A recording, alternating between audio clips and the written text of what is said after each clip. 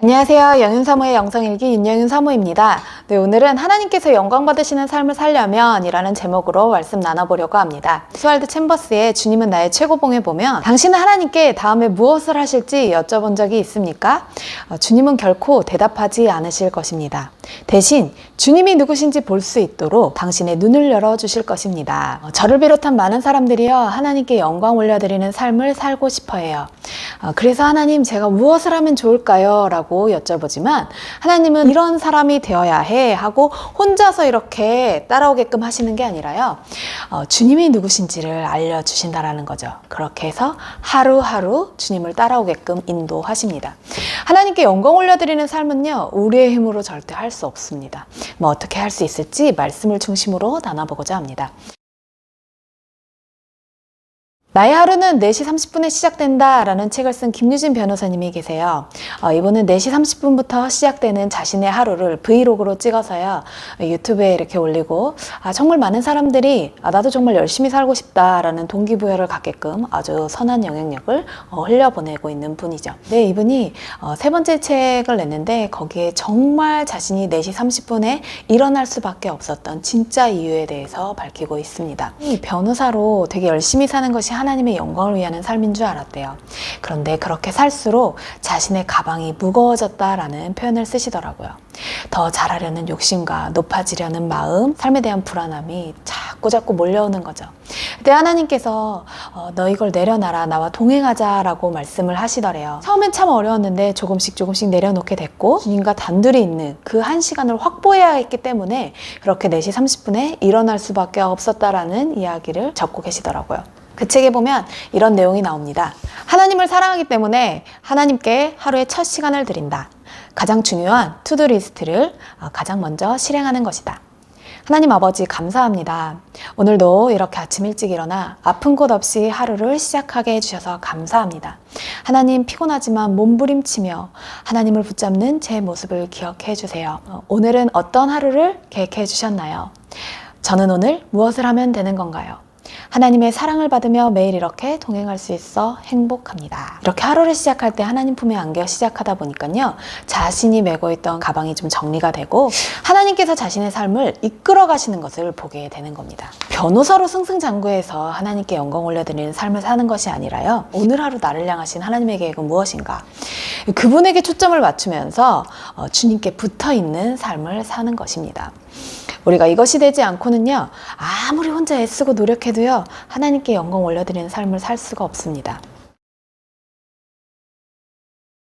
저도 성령님과 친밀해지면 친밀해질수록요, 세상이 말하는 악한 죄를 짓는 건 아니지만 제 마음의 생각이 얼마나 악한지, 또 오늘 하루에 정말 많은 아픔을 겪고 있는 수많은 사람들이 있는데 거기에 관심을 갖지 않는 저의 완악한 모습을 보면서 성령님은 제 마음의 그 모든 소리를 듣고 계실 텐데 얼마나 괴로우실까, 내가 정말 죄인 중에 괴수구나 라는 걸 많이 깨닫고 있습니다.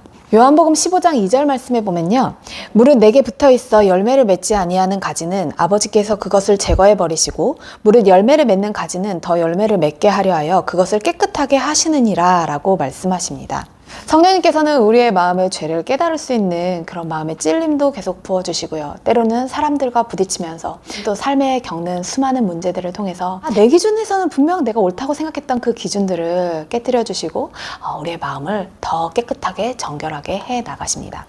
예레미야 23장 24절 말씀에 보면요, 여호와의 말씀이니라. 사람이 내게 보이지 아니하려고 누가 자신을 은밀한 곳에 숨길 수 있겠느냐.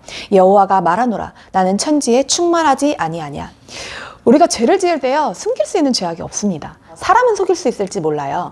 근데 우리가 죄를 지을 때요, 하나님께서 하시고 우리가 알고요, 악한 영들이 합니다. 사람만 모를 뿐이죠, 다 아는 거예요. 사람을 속일 수 있다고 고의적으로 죄를 짓는 건요, 내가 빠질 수밖에 없는 그 구덩이를 만드는 것과 똑같습니다. 작은 마음의 죄악이 싹트지 않도록 빨리빨리 회개하고요, 돌이켜야 돼요. 너무 감사한 건요, 우리가 이렇게 돌이켜 회개하면 예수님은 언제나 우리를 넓은 그 사랑으로 품어주신다라는 겁니다. 20년 전에 이제 신학교를 다닐 때요. 저희 신학교가 연령대가 되게 다양하고 한 1000여 명 정도 되는 신학교였어요. 근데 신학생들은요, 참 경건하지 않아요. 뭐 저도 별다르지 않습니다. 저도 뭐 겉으로만 이제 표현하지 않았을 뿐, 아주 마음으로는 어마어마한 죄악을 지어요. 근데 이제 동기분 중에 제가 잊지 못하는 분이 있어요. 그때 그분이 아마 지금의 제 나이 한 40대 초반쯤 됐을 것 같은데요. 너무너무 은혜 안에 거하시고, 이게 성품도 너무 인격도 너무너무 훌륭한 분이셨어요. 근데 이분이 저희가 이제 신학교 때 여자로는 가장 높은 지위에 있는 부회장을 맡게 되셨어요. 근데 그때 이제 동기 여자분들이 워낙 세시다 보니까 학교 안에서 일어나는 일들에 가만히 있질 않는 거예요. 다 따지고 뭐 하나 뭐 자신이 원하는 거 있으면 다 가서 얘기하고 막 그렇게 싸우고, 제가 나중에 듣기로는 그분이 되게 억울하게 뺨까지 맞았다는 얘기를 들었었어요. 근데 이분이 한 번도 다른 사람에게 나쁘게 얘기한 걸 본 적이 없어요. 항상 자신이 먼저 금식하고 회개하고 또 숙이고 항상 좋은 말로 이렇게 타이르시는 거예요. 나중에 이분이 하시는 말씀이 그런 거예요. 예수님도 그 억울함 다 당하셨는데 내가 뭐라고 그렇게 화를 내겠어. 내가 뭐라고 그렇게 따져. 내가 뭐라고. 저희 교회에서 추수감사절 예배를 한 주 앞두고 감사 노트를 같이 썼었어요. 근데 그 중에 교회 식구들에 대한 감사 제목이 참 많더라고요. 근데 이런 내용을 봤어요. 우리 교회 식구들이 정말 좋은 사람들로 이루어져서 너무 감사하다. 그만큼 좋다는 얘기겠죠. 근데 하지만 교회는 저를 비롯해서 좋은 사람들로 이루어지지 않습니다. 아픔과 억울함이 가득한 사람들이 모이는 것이 바로 교회죠. 정말 우리가 하나님의 은혜를 입지 않는다면 마음에 있는 뾰족뾰족한 가시 같은 그 마음의 아픔들로 서로서로를 엄청 찌를 텐데요. 우리가 하나님의 은혜를 받으면서 마음이 조금씩 동글동글해지고 남의 허물 덮어주고 내 허물도 받아들일 수 있는 그런 상태가 되어가는 거죠. 그래서 교회 안에 하나님의 사랑이 가득 흘러서 우리가 이제 각자 처해 있는 우리의 가정과 이웃들에게 또 하나님의 사랑을 그렇게 흘려보낼 수 있는 상태가 되는 겁니다. 8절 말씀에요. 너희가 열매를 많이 맺으면 내 아버지께서 영광을 받으실 것이요 너희는 내 제자가 되리라 라고 말씀하십니다. 이렇게 우리가 예수님의 성품을 닮은 그런 열매를 맺어가서요 하나님께서 영광 받으시는 삶을 살 수 있는 겁니다. 그리고 그런 사람들을 통해서요 하나님은 마음껏 일하실 수 있으세요. 하나님의 구원의 계획을 이루실 수 있고요, 하나님의 통로로요 마음껏 사용하실 수 있는 거죠. 그릇 하나를 닦아도 신발 수선 하나를 해도요 하나님을 사랑하는 마음으로 해서 그 얼굴에 하나님의 빛이 났던 그 로렌스 형제처럼 말이에요. 2023년도에는 우리가 더욱더 예수님께 붙어있는 삶을 살아서요 하나님께서 마음껏 영광 받으실 수 있는 삶이 되어지기를 소망합니다.